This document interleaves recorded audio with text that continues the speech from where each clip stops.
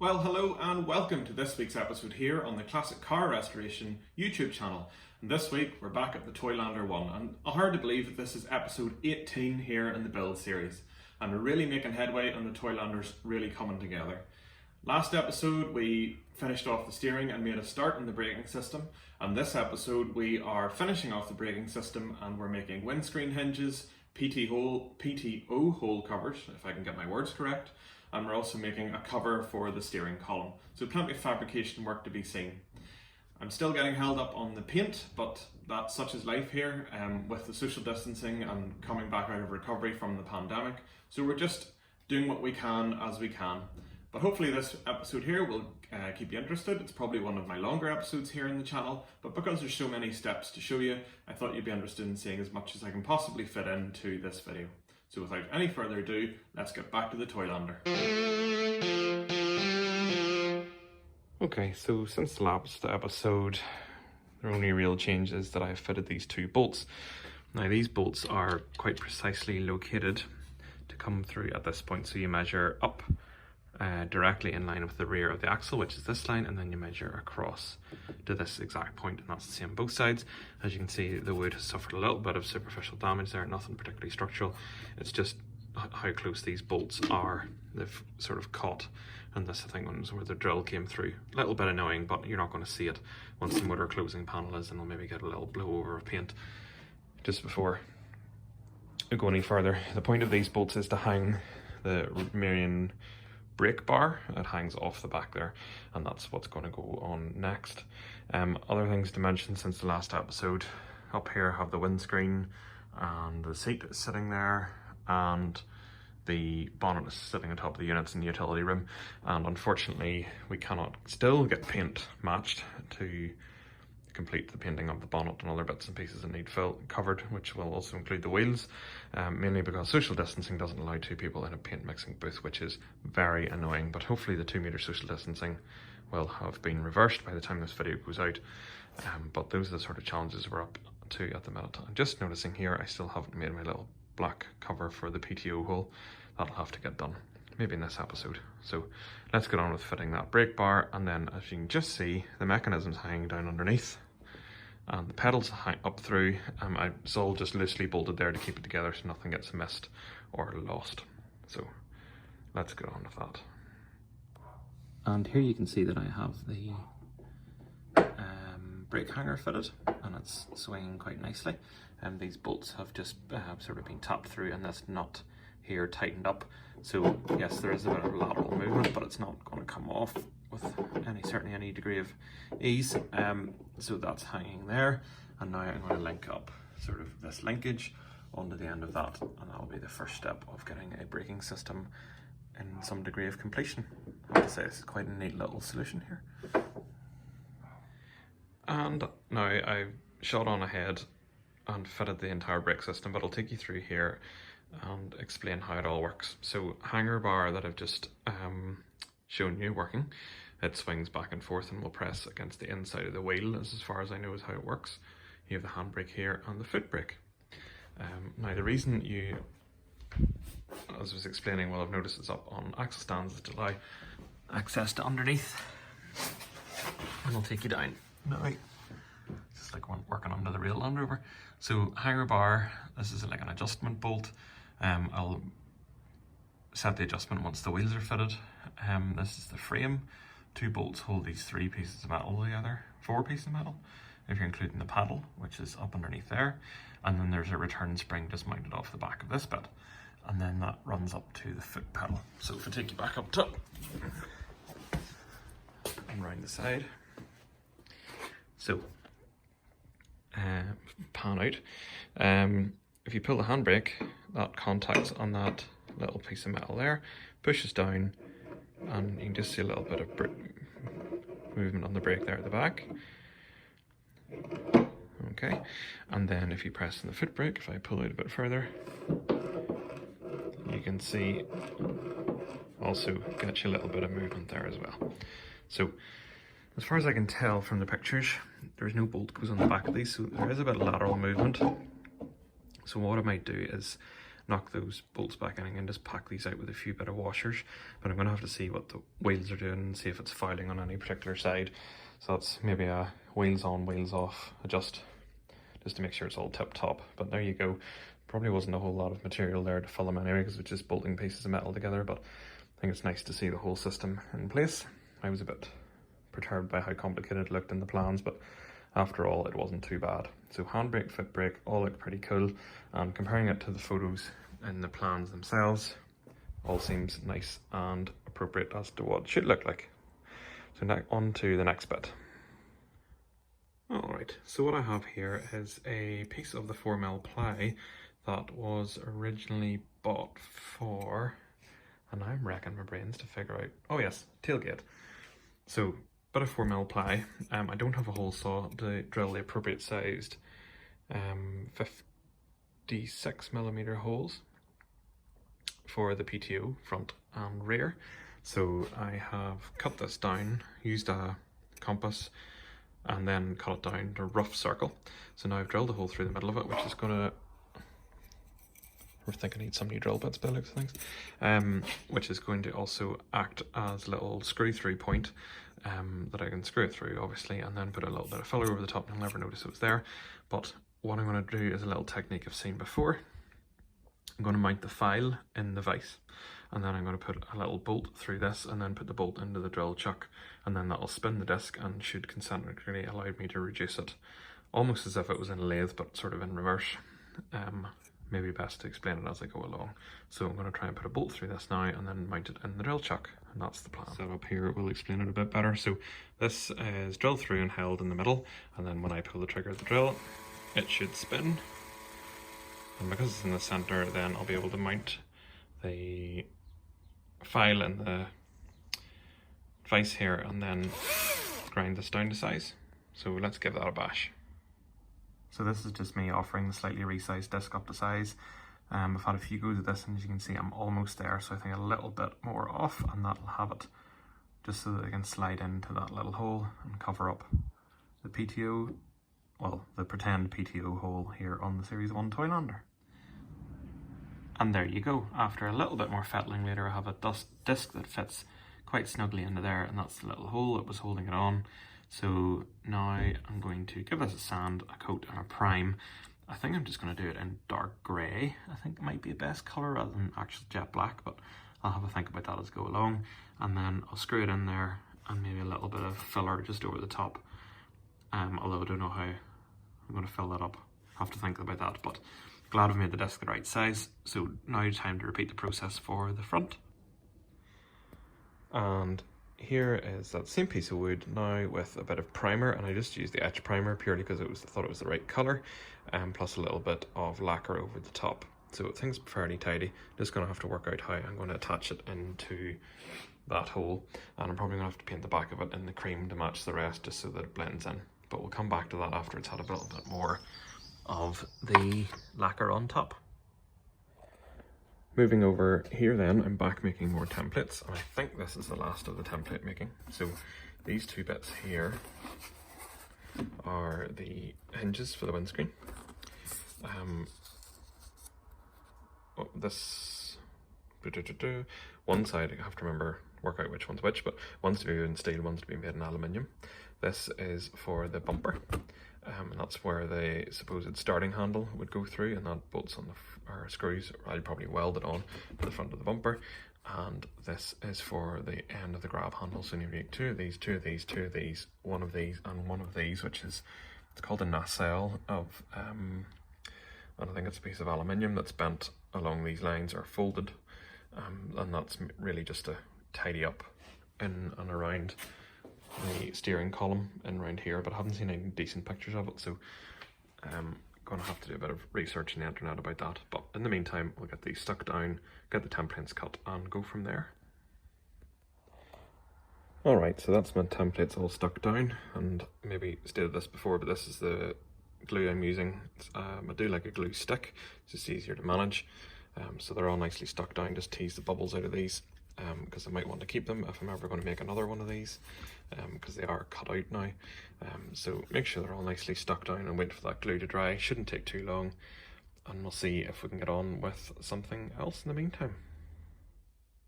And now that the glue's dried, we're going to get these templates cut out. So 3 down, 2 to go. Cutting around these curves is a little bit more difficult just with a normal craft knife, but we're getting there, and then it'll be time to transfer them onto some metal, which I have stored up here. So this is the steel I've bought. I think I showed you this in an earlier video, and those are my old templates. I want to keep those safe in case I ever make another one of these. So let's get on with that. And there we go. That's those 5 templates cut out. I think they came out quite nice and neat. So now to transfer them onto metal. I'm glad to say I think that's the end of the templates needing made. It is a bit of a tiresome process cutting out all the paper and being nice and exact, but we got there in the end. You have to excuse my messy workbench. It needs a thorough tidy up, but let's get on to making some metal parts for both windscreen hinges, this lovely nacelle, the grab handle and the starter motor. I think it's called an escutcheon. I'll put those up there out of harm's way, but I really want to get this windscreen mounted sooner rather than later so that it's nice and safe and away from getting damaged. And this is the second of the PTO hole covers. This was made in the same process as the first. I didn't think you needed to see it twice, but if you come down here, I have already fitted the first one, which I think looks okay. Yes, it would be nice if it didn't have that screw in the middle, but I found some nice little blackened screws in my collection of odds and ends. Lightly countersunk the hole in the middle and have screwed it through to here. So yes, it is evident, so I think I will need to take it back out again and just paint it with the limestone just to make it a little bit less obvious. Either that or maybe a little piece of wood across the back, haven't quite decided. So time to fit this to the front. Do a little bit of a countersink first and put it in place. And that's that little PTO hole cover in situ. I think it looks quite well. It turns out the paint had not completely dried, hence that little fingerprint, but I'm hoping it evens out and it will be hidden by the bumper. If not, I can just take it off and blow it over again with the lacquer. Right, now on to some more fabricating. So after a bit of artistic hacksaw action, this is the steering nacelle roughly cut out. This needs to be sort of finished and folded. And now onto the windscreen hinges, which I've just started making a bit of a dent on. So get on with those, and then that should be the windscreen ready to fit. And I'll just have to fabricate the steel hinges, which are going to bolt on here. Making a bit of progress. And here are the 2 finished products. So these are the little bits of the hinge that are going to go from the windscreen down to the fixed portion of the hinge, and they're going to hinge somewhat like that. Now, according to the instructions, you don't fit these until you have the screen in place, so that little adjustments can be made as to these holes here. Probably not explaining that very well, but I will video it when I'm doing it. So really the next stage is to make the stationary part of the hinge. So as I said, angle iron, which is bought, just need to cut it to length, and then I need to make the other half of this, which I'm now going to demonstrate how to do it in mild steel, but I doubt it's going to be just as easy to cut as the aluminium has, but quite pleased with how those 2 turned out. I have to keep those safe now, and really looking forward to get the windscreen fitted. In other news, I've been back down today inquiring about the paint for the bonnet, which is safely stored in the utility room. Paint is still not available due to social distancing. Apparently it's a 2-man job to mix paint, and they can't have 2 people in the paint booth to mix the paint with the current 2-meter social distancing rules. So again, still delayed on the paint, but hopefully this will be resolved soon, either if the government changes it down to 1 meter social distancing, or if the company managed to work out a way around that. So bonnet can't be fitted, which means the front panel can't get fitted, which means really there's not a huge rush to fit the windscreen on because it's not going to have anywhere to hinge. And even if I do fit the windscreen, there are little clamps that go from here up to the bottom of the windscreen frame, and I need to make sure I'm fitting those in the right place, because then there's the grab bar that goes along. So it's one thing after another, but mostly it hinges, for want of a better phrase, on getting that bonnet painted. But enough talking, let's get the other half of these hinges made, and that'll be a bit of an achievement for this video anyway. Just before I come to the other half of the hinge, which I have started work on, I thought I would try to form up the steering nacelle. This is a little cover that's going to go over really over here, for want of a better descriptor. These folds are done at 120 degrees. Now, I don't have an accurate folding machine, but it's only aluminium, so you can fold it by hand. I've just clamped it in the vise and folded it over to what I think it looks like on a Series 1 Land Rover, which at the end of the day, this is what the Toylander is based on. Now I just need to bend these little tabs appropriately. I think they bend down the way, but I'm just going to double check, see if I can find some Toylander pictures before I do that, because I'm pretty sure if I bent them the wrong way, then tried to correct them and bend them the other way, I'd end up breaking something. This has turned out quite nicely. It all filed down quite well, and it's quite an attractive little piece. So once it's all shaped, I will sand it down, take the sheen off it again to match it in sort of with the rest of the aluminium, and that should be us one step further. I actually think this is quite a nice little thing. And without a whole lot of effort later, that is the steering nacelle finished. Now, that angle on the top does slightly let it down, but I might even that off just for the file. So it is going to have a slightly thinner tab on the top, but it's got two healthy tabs on the side with which to screw it to the dashboard. I worked out that the tabs go up the ways because I find this little isometric view within the plans gives me the bend angles, and as I said, I'm only using a vise, so I had to figure it out as I go along, but I'll just show you in situ. So it's going to sit in here. If I can put one finger there, I think that looks pretty cool. Just hides the little bracket there and the steering, and probably keep little fingers from going down in there as well. So nice little addition, nice little finishing piece that seems to have been forgotten in most of the Toylander catalogue, but all it needs now is the holes drilled for the retaining screws, a little bit of a sand down, and then that's fitted onto the dash. So I'll leave that there. Otherwise, I've started to make the parts of the windscreen brackets. So this little piece of angle iron cut to the correct length, 95mm, and that is just going to sit in here and then bolt through, and then the other part of the hinge will weld onto the outside. So that's one side, and where have I managed to set the other side? There we go. That's the other side, and that's going to sit there. Very important to keep these handed because obviously they're not identical, because there's one for each side of the vehicle. So lots of cutting, shaping and making little pieces. Quite satisfying when it all comes together. Now let's get these steel bits cut out, and I think that'll be quite enough for this video for today, as it's getting a little bit long. So roughly cutting out the first part of this hinge. It's not exactly practice perfect as to how I can get this out, but I've lost my big hacksaw, so I'm just having to use a junior hacksaw, so making it up as I go along, but you can roughly see the shape that is going to be welded onto there. So I'm going to tidy this one up, then cut the second one out, but I'll leave it there for this episode of the Toylander build. I think we're up to episode 18 now. As the video's getting a bit longer, and by the time it's all edited, I don't want to make it too long. I still want to keep it half interesting for you guys, and also leave myself some material for the next episode. So I think we'll wind it up there. So apologies if windscreen hinges were what you were so excited to see, but don't worry, in the next episode those windscreen hinges will be finished off. I have a bit more cutting, shaping and drilling to do of that steel. It's slow progress with my junior hacksaw, but hopefully I can get my hands on the full-size hacksaw and get those finished off nice and quickly. Then it will be a case of welding up the hinges, which I'm not sure I'll be able to video because I do film this on an iPhone and that might damage the camera, but I'm not sure, I'll have to look that up. Once the hinges are made, then we'll put them onto the Toylander, get the windscreen finished up and mounted, get those catches on, hopefully get some paint for the bonnet. We're also going to mount that steering nacelle that we made this time. So really some progress to be done. I think hopefully we'll get some money together to get some wheels bought. I'm going to need 4 wheels plus one for the spare. We also need to get the motors bought. And then we're going to look at wiring, and then really that's pretty much the Toylander finished. As you all know, this Toylander is going to be a present for my son this Christmas. So there is a bit of a time limit on this, but these videos are made right now at the start of July, so I have got a number of months to get the money gathered up. But those are the expensive items, the wheels and the motors.